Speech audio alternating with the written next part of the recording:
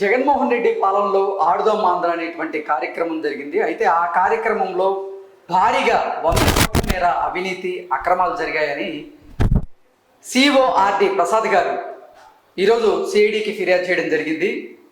మాజీ మంత్రి రోజా గారు అలాగే శాప్ చైర్మన్ అయినటువంటి భైరెడ్డి సిద్ధార్థ రెడ్డి ఈ ఆడుదాం ఆంధ్ర అనేటువంటి కార్యక్రమం ద్వారా భారీ అవినీతికి భారీ అవకతవకలకు పాల్పడ్డారు కాబట్టి వారి మీద విచారణ చేపట్టండి అంటూ కూడా ప్రసాద్ గారు కోరినటువంటి నేపథ్యంలో ఈ అంశం మీద మనం విశ్లేషణ చేసుకునేటువంటి ప్రయత్నం చేద్దాం. ప్రస్తుతం మనతో పాటు ఉన్నారు ప్రముఖ రాజకీయ విశ్లేషకులు, ప్రముఖ సీనియర్ జర్నలిస్ట్ దుర్గా వడ్లమణి గారు. వారితో మాట్లాడదాం.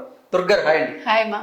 జగన్మోహన్ రెడ్డి పాలనలో ఆడుదాం ఆంధ్ర అనే కార్యక్రమాన్ని ఎంతో ప్రతిష్టాత్మకంగా చేపట్టాలి అని వారు ఆ కార్యక్రమాన్ని చేపట్టారు. అయితే ఆ కార్యక్రమం ద్వారా భారీగా అవినీతి జరిగిందని 100 కోట్ల మేరకు ఈ ఆడుదాం ఆంధ్ర కార్యక్రమం ద్వారా స్కామ్ జరిగింది అంటూ సిఓఆర్డి గారు ప్రసాద్ గారు ఈరోజు సిఐడికి ఫిర్యాదు చేయడం జరిగింది.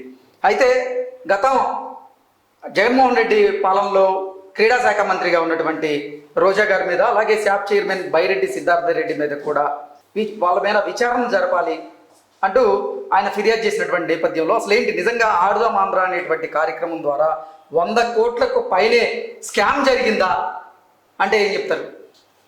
ఏమండి, ఇప్పుడు ప్రజలు అందుకనే కదా మీరు ఆడుదాం ఆంధ్ర అన్నారు కాబట్టి 11 మందినే ఇచ్చారు టీం. ఆల్రెడీ మనం మాట్లాడుకున్నాం. 11 ఎమ్మెల్యేలనే గెలిపించారు. సో ఈవిడ గురించి అంటే ఈవిడ తిండంలో శాఖ ఏంటో వాడికి గుర్తుంది. తర్వాత సీఎం కప్పు పేరుతో వీళ్ళు ఆడుదాం ఆంధ్ర అని ఒక ప్రోగ్రామ్ చేశారు. దీన్ని చేసి వీళ్ళు 100 కోట్లు స్కామ్ చేశారంటే ఇది ఇప్పుడు ఇంకా వస్తున్నాయి. అంటే ఇప్పుడు మొదలైందనమాట. ఇది ఒక ఆరంభం వీళ్ళ స్కాములకి. ఇంకా వరుసగా ఎన్నో వస్తాయో మనకు తెలియదు. ఇప్పుడు రోజా 100 కోట్లతో ఆగింది ఆవిడ, ఇంకా ఎక్కువ స్కాములు చేశారని నిదానంగా తెలుస్తాయి. సో మాజీ శాప్ చైర్మన్ బైరెడ్డి సిద్ధార్థ రెడ్డి కూడా ఇంకా ఆయన ఆ శాఖకు రాజీనామా చేయలేదు. కాకపోతే ఓకే మాజీ అని చెప్పుకోవచ్చు, లేకపోయినా కూడా శాప్ చైర్మన్ అనుకోండి. ఆయన కూడా ఇందులో ఇన్వాల్వ్ అయి ఉన్నారు. చూసారా, ఎక్కడికక్కడ రెడ్లు తప్ప ప్రతి శాఖలో మనకి ఇంకెవ్వరూ కనిపించట్లేదు. అంటే ఇది జగన్మోహన్ రెడ్డి సామాజిక న్యాయం మనం చెప్పుకోవాల్సింది అదొకటి కూడా. తర్వాత అసలు ఈ ఆటల పేరుతో ఈ క్రీడల పేరుతో ఈవిడ ఇన్ని కోట్లు ఆవిడ నొక్కేశారంటే ఈవిడని అసలు వెంటనే విచారణ జరిపించి ఈవిడ జైలుకి పంపించాలండి. ఈవిడ అసలు చంద్రబాబు నాయుడుని కావచ్చు, తర్వాత లోకేష్ని కావచ్చు, పవన్ కళ్యాణ్ని కావచ్చు విపరీతంగా మాట్లాడింది ఆవిడ.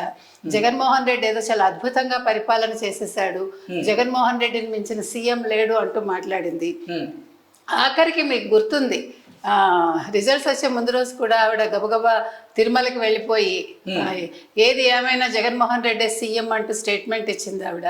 అంటే ఈవిడ ఏం మాట్లాడుతుందో ఏం చేస్తుందో ఆవిడకే తెలియదు. నగర ప్రజలు కూడా చాలా కోపంగా ఉండి ఆవిడని తిప్పికొట్టారు. తర్వాత కూడా అసలు నువ్వు నగరిలో నువ్వు అడుగు పెట్టడానికి వీల్లేదని కూడా మహిళలు చెప్పడం జరిగింది. అయితే అసలు ఈ స్కాములు ఏంటి ఇంకా ఎన్నో వస్తాయి బయటికి. ఇప్పుడు మనకి ఒక్కొక్కటి స్టార్ట్ అవుతున్నాయండి. మనం ఆల్రెడీ మైనింగ్ లో చూసాం మొదలైంది, అంతకుముందు జవహర్ రెడ్డి గారిది చూసాం మనం. సో మరి భూ స్కాములు ఏంటి, మైనింగ్ స్కాములు ఏంటి, ఇంకా మనకి ఇసుక దందాలు ఉన్నాయి, ఇంకా మరి ఏమేమి ఉన్నాయో తెలియదు. తర్వాత ఇప్పుడు ఈ శాప్ వీళ్ళు ఏం చేశారంటే కొంతమందిని క్రీడా కోటాలో కూడా కొంతమందిని అపాయింట్ చేసుకోవడం జరిగింది. సో ఇప్పుడు ఈ IIIT కావచ్చు వీటి ద్వారా ఎవరైనా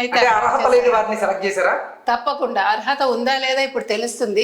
వాళ్ళు ఏమైనా అంటే ముడుపులు ఇచ్చి వాళ్ళు ఉద్యోగాల్లో చేరారా ఏంటి అనేది తెలుసుకోవాలి. ఇప్పుడు అదనపు డిఐజీ వాళ్ళు దాని మీద దృష్టి పెట్టారు కాబట్టి అంటే వీళ్ళు డబ్బులు తీసుకుని ముడుపులు తీసుకుని ఉద్యోగాలు ఇచ్చారా ఏంటి అనేది కూడా బయటపడాలండి. అంటే వ్యవస్థలు వీళ్ళు ఏ రకంగా నాశనం చేశారు మనం ఆల్రెడీ చెప్పుకున్నాం. ఇంకా ఒక్కొక్కటి బయటపడతాయి. ఒక్కొక్క శాఖలో ఉండే స్కాములు ఏంటి, వీళ్ళు అసలు ఎన్ని వేల కోట్ల స్కాములు చేశారు, ఎంత అవినీతి చేశారు, అసలు శాఖను ఏ రకంగా వీళ్ళు నిర్వీర్యం చేశారు అనేది బయటకు వస్తుందని చెప్పుకున్నాము. అందుకు తగ్గట్టుగానే విదిన్ నో టైం మనకి బయటకు వచ్చేసింది. చంద్రబాబు నాయుడు గారు ఇంకా నిన్నను ముఖ్యమంత్రిగా వారు ఛార్జ్ తీసుకున్నారు. వెంటనే చూడండి ఒకటి బయటకు వచ్చింది. కాబట్టి ఈ ఆడుదాం ఆంధ్ర అనే కార్యక్రమం అంటే ప్రతి ఒక్కరిలో ఉన్నటువంటి నైపుణ్యాన్ని సృజనాత్మకతను బయటికి తీసుకొచ్చేందుకు ఈ కార్యక్రమం నిర్వహించారు. అయితే ఈ కార్యక్రమం పేరుతో 100 కోట్ల రూపాయల స్కామ్ జరిగింది. ఒకవేళ గనక ఈ స్కామ్ జరిగిందని గనక నిరూపిస్తే ఈ స్కామ్ వల్ల రోజా గారికి అలాగే బైరెడ్డి సిద్ధార్థ రెడ్డి గారికి ఇక జైలు జీవితం తప్పదా అంటే ఏం చెప్తారు? ఇప్పుడు మీరు నైపుణ్యాలు అన్నారు కదా, ఇప్పుడు నేను చంద్రబాబు నాయుడు గారు 5వ ఫైల్ అదే కదా, ఒక 5వ ఫైల్ మీద ఆయన సంతకం చేసింది నైపుణ్య గణన అన్నాం మనం. సో వెంటనే ఎవరో చెప్తున్నారు ఆల్రెడీ నైపుణ్య గణన వైఎస్ఆర్సీపీ మొదలు పెట్టింది అని.